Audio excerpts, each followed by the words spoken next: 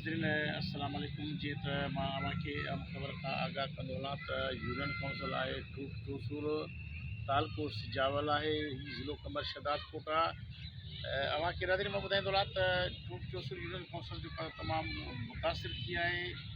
अॼु सिंध मुंहिंजी अमा न्यूज़ टीवी चैनल जे तरफ़ां ही सर्वे रिपोर्ट आहे। एक्स नाज़िम जेका त इमदाद हुसैन लेगारी साहिबु असां सां गॾु आहे ऐं मीडिया फोरम सां गॾु जेको आहे त पूरी यूसी जो जेको मुआइनो कयो आहे।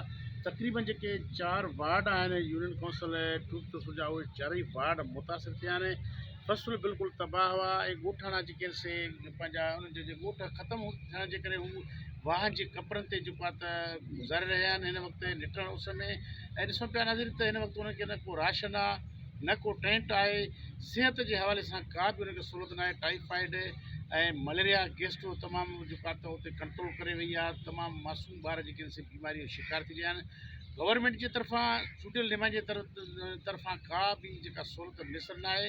ऐं मीर इमदाद हुसैन लेगारी सियासी समाजी अॻुवान एक्स नाज़िम बि आहे। उन सां गॾु सिंध मुंहिंजी अमा न्यूज़ टीवी चैनल जेको आहे त रिपोर्ट कयो आहे, रिपोर्ट करे दौरो कयो आहे। उहा जेका रिपोर्ट आहे मीर साहिब असां सां गॾु आहे। उनजी जेका ॻाल्हि ॿोल आहे उहा असां अव्हां जा ज़रूरु शेयर कंदासीं। अस्सलाम वालेकुम मीर साहिब, अव्हां जी यूसी जी असां सर्वे रिपोर्ट ॾिनी आहे ऐं अव्हां सां गॾु असांजी टीम जेको आहे दौरो कयो आहे। उनजे हवाले सां तव्हांजो जेको मैसेज आहे उहो मैसेज डिलीवर कयो।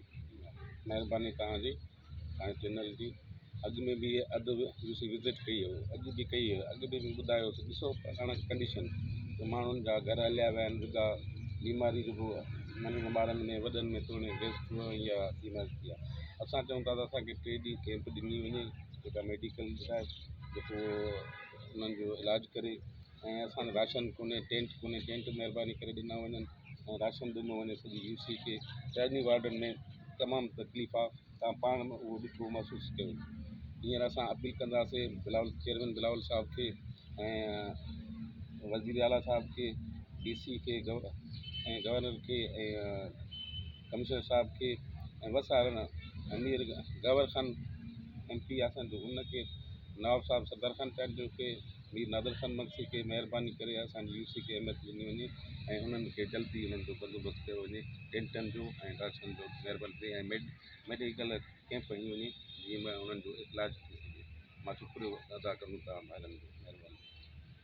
नाज़रीन, मीर इमदाद हुसैन लेगारी साहिबु जेको आहे त मैसेज डिलीवर कयो आहे। DC लाड़काणो ऐं DC कंबर शदाद कोट खां जेको आहे त मुतालबो कयो आहे। ऐं चूंडियल नुमाइंदनि जनाब सरदार ख़ान चंडू, मीर नादिर मक्सी ऐं जेको चूंडियल MP आहे गंवर ख़ान इसरान खां मुतालबो कयो आहे त हिन वक़्तु UC आफर सिटी करार हुनखे ॾेई करे ऐं हिन वक़्तु जेका ज़रूरत आहे उहा राशन, टेंट ऐं मेडिकल कैंप ॻोठाणनि खे ॾिनी वञे त जीअं उन्हनि जे अंदरि जेका गैस्ट्रो पैदा थी आहे ऐं मलेरिया पैदा थी आहे, टाइफाइड जे करे हिन वक़्तु जेको आहे त उन्हनि जा मासूम ॿार जेके आहिनि सो बीमारी में मुब्तला आहिनि।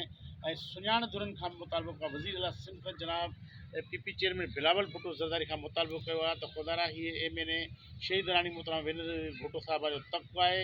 हिन वक़्तु उतां जा जेके माण्हू जेके खुले आसमान निटण उस ते ज़िंदगी गुज़ारे रहिया आहिनि, उन्हनि खे हर मुमकिन का बि मदद कान्हे। हिन वक़्तु जेको आहे त हू पाकिस्तान पीपुल्स पार्टी हिन वक़्तु सिंध जी जेको आहे त नुमाइंदड़ पार्टी आहे ऐं हीउ जेको तक़्वो आहे सो पाकिस्तान पीपुल्स पार्टी जो शहीद राणी मोहतरम बेनज़ीर भुट्टो साहिब जो तक़्वो आहे। इन तक़्व वासियुनि खे जेको आहे त मदनज़र रखंदे इन जे मसइला खे तरजीह बुनियाद ते हलियो कयो वञे। ऐं नाज़रीन, असांजी जेका सिंध मुंहिंजी अवां न्यूज़ टीवी जे तरफ़ां ही सर्वे रिपोर्ट आहे।